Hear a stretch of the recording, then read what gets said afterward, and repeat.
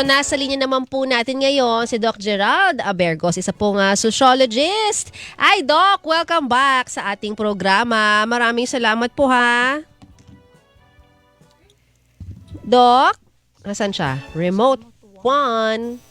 Doc, Doc Gerald. Akin na, hello? Ayun na, okay na. Malinaw na po. Okay, that's good, Mario na. Opo. Magandang good morning, Sala. Magandang umaga sa lahat ng mga nakikinig at nanonood. Oho, good morning talaga. Pero pag-usapan natin, mga nagmamarites eh. Pero good vibes tayo. Oo. Good vibes, good vibes. Gusto ko lang malaman, saan ba nanggagaling yung mga pagmamarites na yan? Bakit ba mas madaling gawin yung pagmamarites kesa na lang yung pag-usapan niyo yung magandang ginawa ng tao? Ay, naku, Marites. Magmula pa nung unang panahon, marami ng Marites, marami ng kwento, marami ng chismis, ika nga, sinasabi, ano? Pero, bakit ba kasi may chismis? Para saan ba kasi yung chismis na yan? You know, Miss Sala, yung pagmamarites, pag-chismis, actually, ano yun eh? Intel. Intel, yung info sa paligid, ano? So, nakakatawang isipin lang na oo nga pala, no, source pala ng intel, ang intelligence information, ang thesis, ang marites. Pero, you know what, Miss Lala, these are good energies supposed to be. These are the things na kung mailalagay lang natin sa tamang pamamaraan, sa tamang usap, sa tamang dahilan, maganda sana yung values yung pag-share ng mga stories.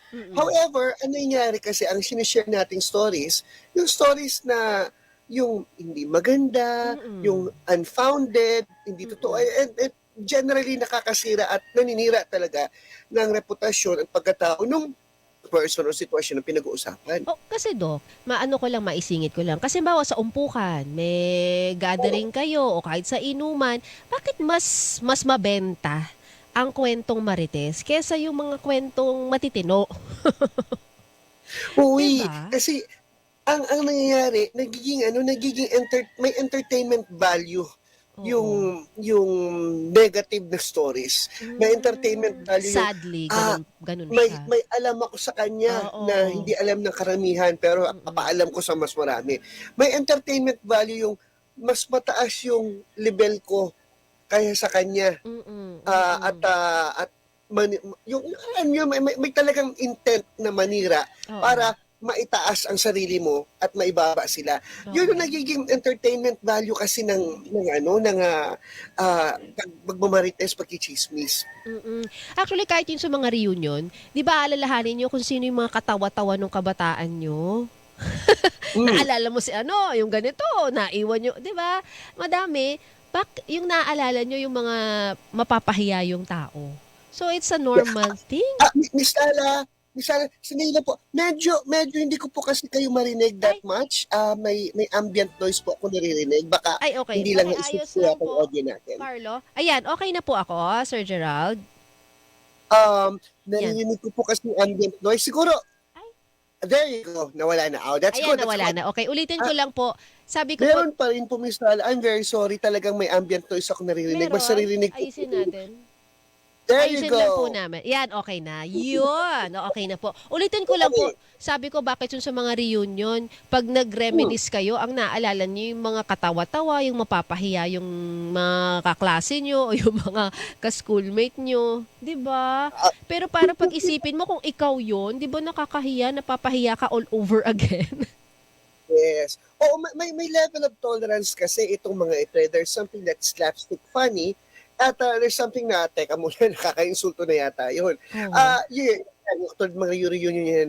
Alam mo, Miss Lala, ako din eh. Sometimes, I don't attend that much, yung mga reunion. Not because I don't miss my classmates anymore. I really miss them. Kaya nakaka-attend din ako ng marami. Ano? Pero, kumbaga, pwede bang wag na nating pag-usapan yung mga lipas na mga stories na yun? And we move to something that is more productive. Na kasi it's a matter of appreciation, Miss Lala. Yung yun lang ba yung na-appreciate natin, yung something that is slapstick, something na may kakulangan tayo because all of us, meron tayong kahinaan nung kabataan natin, pero can we make it na na ang pag-uusapan natin right now is something na maganda, something na something productive now. Ayun ang magandang imarites. Oy, si ano, ganyan siya ngayon. Oo. Big time siya dahil yun ang masayang kwento. Oo. Dapat extra effort siya talaga eh, no? Na piliin mo na iba yung maging paksa. Pero ito, sa atin ba, ano ba to, kulturang Pinoy ba? O nabanggit nyo, it's part of being human na medyo nauuna natin talagang makita yung mga ganito, yung chismis bago yung mga good news talaga. O, hindi naman siya talagang kulturang Pinoy, pero kasi mas marami kasi tayong oras eh. Mas marami tayong oras, Mm. yun lang ang dahilan. And kasi it also is part of us sa kahinaan din ng ating kultura na hindi tayo mapabigay ng compliment. Hindi Okay. natin kayang sabihin na sa tao na harapan na pag magbigay ka ng compliment at yung taong binibigay natin ng compliment, somehow parang hindi rin marunong tanggapin ang compliment Oo. na Oo. okay na ikaw naman binobola mo lang ako. Oo Parang nga. Uy, guilty ako weird. dyan, Doc. Pag sinabi yung, ang ganda mo, para, Hmm. yeah, talaga ba? Magkano gusto mo? Parang ganon. Parang hindi ka na lang mag-thank you. Hindi naman siya isang masamang bagay pero we are not attuned kasi Parang to hindi say, ka "Oh, thank you komportable, very no? much." So, No, it's the thank you very culture. much. I'm trying, yung gano'n. I'm glad na notice mo ay effective pala, salamat. Kasi sa atin din, sa sarili rin natin, hindi natin nako-compliment ang sarili natin, eh. Ah, Hindi natin acknowledge ang sarili natin na we did something good. Lagi na lang, pakiramdam natin kulang, hindi pa oo sakto, nga. ay umaabot dun sa taas ng sinasabi Standards. natin, standards natin, yun din. Oo. So, nasa sa atin yun, ano. Pero ba't ano, eto karaniwan to, minsan aalaskahin ka. Nako, Hmm. eto puro maganda to, mabait tong kasama natin, magpapari to eh, magmamadre to. Kasi nga, ayaw niya ngang mang-bash. Lahat ng manggagaling sa bibig niya ay mabubuti, aalaskahin pa. Ganun, no? Sa atin yun, no? Only in the Philippines? Hindi naman kasi when I'm in other countries, gano'n din naman yung mga kwentuhan ng mga Ganun din sila. Oo. it's part of something that is comedic. Oo. Kumbaga parang ino-over natin, Mm. sinusuperlative natin sa salita. Pero basta may ano kasi, may level yan ng tolerance Mm. na okay lang pero pag paulit-ulit na, Yes. hindi rin naman yun din ang problema natin sa Mm. kultura natin. Hirap din tayo magsabi, tama na yan. Yes. I know what you're saying and I don't like it. I know what you're doing. Pero tama na yan kasi nasasaktan mo ng feelings ko. Hindi rin tayo makapagsabi ng Gano'n. gano'n. Oo nga. Mm. Is it because of false humility? Is it because na ayaw nating makasakit ng kalooban ng ibang tao? Mm. Kalooban ng ibang tao na yung kalooban natin na nasasaktan na. Mm. It's very big for Filipinos, generally for us to speak out how we feel. Oo nga.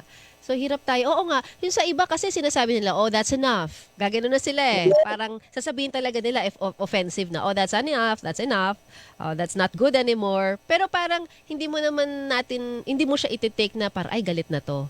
Sinabi lang niya, Yeah, honest lang siya. Pero pag sa Pilipino na, "Oy, tumigil-tigil ka na," parang, "Ay, nagalit na siya." But iba yung interpretasyon ano kapag sa tapos Pilipino tapos mo sinabi. balat sibuyas yan. Oo. Tapos yun pa yung magiging issue. Yan, akala mo kung sino yan, parang Mm. binibiro lang. Oo, Ay, oo, bago oo. nila bang twist na story. Yun, kung i-improve natin ang ating kultura, siguro yun ang Mm. maibibigay natin sa ating saling lahi, ano, na Oo.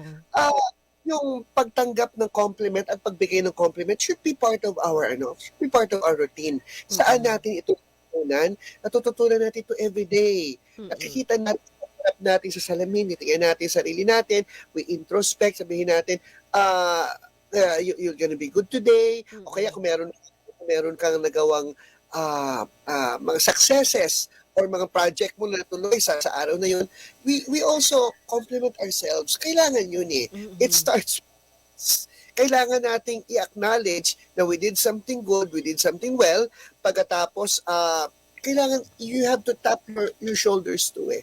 And then when Ah, you do that, kayang-kaya mo rin magbigay nun sa iba. Doc Gerald, yan.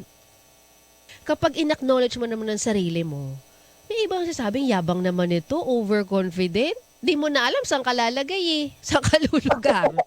Oo. Kaya maganda rin na meron tayong mga talagang set of friends. Karaniwan Oo. ito kasi yung role ng ating mga magulang, ng ating mga mentors, na kapag meron tayong successes, Mm. we really want to tell it to people, eh. Kasi Mm. habang sinasabi natin sa ibang tao, ina-acknowledge natin yung sarili natin, eh. Kailangan natin may makausap. Kaya 'di Mm. ba, sana kapag meron tayong ano, 'pag meron tayong magandang nagawa, magtatawag ka, maghahanap ka kanino Oo, magkukuwento. oo. Kukwentuhan mo, alam niyang sincere ka na Oo.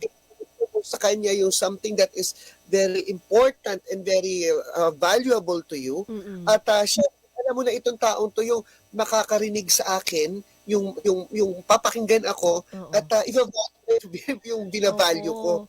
Hindi yung Hmm, kaya ang sinasabi 'di ba, ano yun, eh, may mga bagay na hindi ka na dapat i-she-share lalo na sa social media mo. Yung successes mo, achievements mo, hindi mo na kailangan lahat i-share yun. Maaari sa piling tao kasi hindi mo alam kung anong reaksyon nila. Kagaya niyan, ang yabang naman nito, pinakita pa yung bagong biling ano, kung ano man, kung bagong biling halimbawa alahas o bag, 'di ba? Pero maaaring sa mas kakilala ka, ay, grabe achievement niya yun, ang tagal niya palang pinag-ipunan yun. Maaaring iba yung perspective talaga ng taong may kakilala sa'yo, 'di ba? yan, nakikita natin yan misal sa social media, no? Oo. Sometimes ay pinopost tayo, yung pinopost natin, sincerely okay naman sa atin, and then, kasama ko dito, at naman tayo, expecting tayo na yung matutuwa din sa tignan mo, ilan Oo. lang yung ano, ilan yung nag-comment, ilan yung nag-like, Oo. hala, Oo. hala, ano, nagyayabang ba ako or what? Ang gagawin, ako ginagawa ko tuwing sala, binubura ko na lang, sige na nga, tama na nga yan, okay na yan.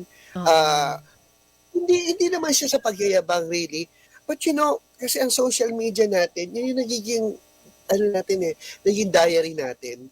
Yun yung Oo. nagiging natin diyan yung titignan natin yung history natin kung ano nangyari, kung masaya, na apparently ang nangyari lang it is shared to the Mm. world.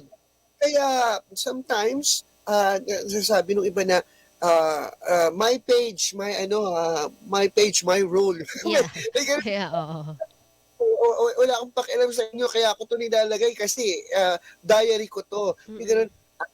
'Pag sinabi mo naman yun, ikaw na naman yung mayabang ulit. So, ang punto dito, paulit-ulit lang tayo, it's a vicious cycle. Ah, it seems merong pagkukulang sa ating kultura, 'pag gano'n. Hmm, mm. Speaking Tumanggap at tumanggap at maging masaya sa kasiyahan ng ibang tao. oo nga. Speaking of social media 'no, papaano kung ikaw naman yung biktima? 'Di ba, yung iba lumalaban ng harapan, eh, 'pag napipikon na or below the belt na. Pero iba sa social media lumalaban, 'di ba? High-tech na Oo, talaga yung awayan ngayon, eh. ang away ngayon hindi na sa kalsada. Ang Oo. away sa social media. Bakit? Again, tignan niyo misala, bakit sa social media nag-aaway? Kasi again, it's broadcasted to the whole world. Naghahanap ng Ah, kakampi. yes, Oo. yung ang galing ko, inaway ko siya o kaya, o Mm. ano, mapapala ka ngayon kasi sinagot ko yung allegations mo against me. See, sayang ang pinag-uubusan natin ng energies natin ay yung negative things like that. Yes. Ngayon, kung talaga namang nagawa mo na lahat na sinabihan mo na that's not good ha, alam mo bang nasasaktan mo ang kalooban ko? Wag mo nang ulitin please, pagbibigyan Oo. kita ngayon, hindi mo lang alam pero ngayong alam mo na, wag mo naman ulitin na sana. Kung gano'n talaga at inulit-ulit pa, may katapat naman po 'yan, may batas naman po. We're a civil society Oo. naman. Mm. Puwede naman nating ilagay 'yan sa tamang proseso. Hindi naman 'yan kaso-kaso kaagad. Mahirap kaya may kaso-kaso ganyan 'no. Mag-usap tayo. Saan tayo mag-usap? May local community tayo, eh. May elders muna, kaya nga may barangay para yung lupong tagapamayapa na may reklamo ka, nasaktan ka looban mo, ayaw makinig nung isa, pinagmi-meet tayo, eh. So pag nag-meet tayo, malalaman natin, ay gano'n ba? Ay galit na galit ka na pala, hindi ko so may reason ka na para ayusin yung Yes. yung, yung nagawa mo. And it's good. Ah, dahil meron tayong, mga safeguards for that. Oho. Siguro Pangulo nababanggit niyo na may mga kakulangan 'no, sa ating, society, maaaring sa ating kultura. We can still correct. So tayo na, no? Tayo na yung magtuturo sa susunod na henerasyon, Doc Gerald? Yes, we can still correct. Kaya nga natin na pag-uusapan to right now kasi natin cognizant tayo doon eh. Kaya ito yung naging topic ng usapin natin ngayon kasi oo nga there's something na may pagkukulang sa atin. There's something na may mali na hindi ko gusto to eh. Bakit nga ba tayo ganito? And we open again now in this platform in public itong radio and TV show natin na to talagang pagturo ito at marami nakikinig at swerte rin natin meron ng YouTube na uulit-ulit na nare-review. May paraan, may pagkakataon tayong ayusin ang kultura natin. And siguro kung grabe ang energies natin para mag-chismis, magmarites, siguro tapatan din natin at higitan pa natin yung energy natin na gano'n na magturo ng maayos. Na sabihin at aminin sa sarili natin na there's something wrong with us. I don't want this to happen again. Siguro ayusin ko to kasi ito ba yung iiwan ko legacy sa mundong ito? Oo. At isa pa dyan, idadagdag ko, ang Filipino time is always on time. Hindi pag sinabi Filipino time, late yon. Baguhin natin yun. Yan ang aking mga pet peeve. Yang time na yan. Paggalang mo yan sa paggalang mo yan sa oras ng ibang tao. At paggalang mo sa Miss Lala, magandang pag-usapan natin yan next time, yung Filipino time. Oo, gusto ko yan. Doc Gerald, alam mo na. Paano natin masusolve? Kasi lagi tayong ganyan. Ito, chismisan na naman tayong dalawa. Good chismis. Diba? Chismisan tayo na lang. Chismis tayo about Filipino time. And yet, ang ginagawa natin in a platform na naririnig ng buong mundo. So, let's put it that way. Gawin natin gano'n na sa halip na ang pinag-uusapan natin na something na magiging mabuti, lagay natin din sa tamang platform. Kung may kabutihan ka sasabihin, kung may maganda kang masasabi, huwag tayong matakot din na i-open yan sa public. Siguro yun ang ilagay natin sa natin kasi para maturuan ang marami. Yes. But then, pag sinabi, kala mo kung sino magaling, kala mo kung sinong prim and proper, siguro, bibigyan din natin ng ibabalance natin na yung bagay na nangyari sa akin, ako rin nakakahiya, ganun din ginagawa ko, so let's change this. Alright. Maganda yung may admission tayo na may pagkakamali at may pagkukulang. So we can correct. Naku, Doc Gerald, sa ulitin, ingat po kayo. Salamat. Magandang umaga sa inyo lahat. Si Doc Gerald Abergos po, isang sociologist, mga kapuso. Hilingan, walang pinoprotektahan.